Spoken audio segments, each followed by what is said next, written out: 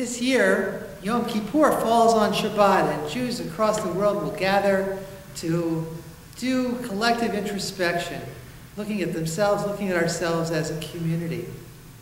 It's on that note that I share a story that I learned from Rabbi Harlan Wexler in a wonderful book he wrote a number of years ago called What's So Bad About Guilt?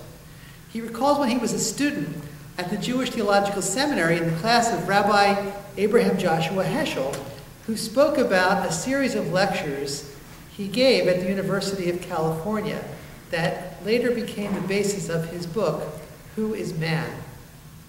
He says he was lecturing on the theme of religion and ethics, and one of the professors raised his hand and said, Rabbi Heschel, trying to understand, I'm a good person, I live a decent life, I make every effort to be ethical. What does religion have to offer me? To which Rabbi Heschel said, that's the difference. You are a good person, I am not.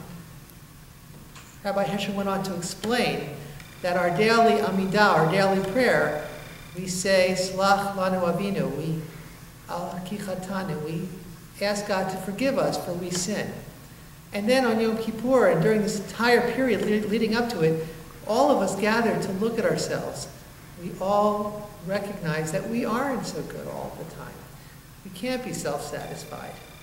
That is the purpose of religion. Not to denigrate human beings, but to shake us out of our self-satisfaction, to push us, to urge us to think about how we can be the kind of people that God wants us to be.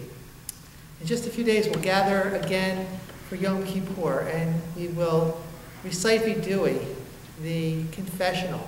And as Rabbi Wexler teaches, we'll recognize that guilt is not a bad thing. It's what the natural response that we have when we realize that we've done something wrong. And fortunately, Judaism also gives us a path to correct it through tshuva, through turning. Let us all use this holiday season to turn, to find the path to goodness, to live the best life that we can as God wishes. We wish you a sweet and wonderful year and an easy fast. Shabbat Shalom.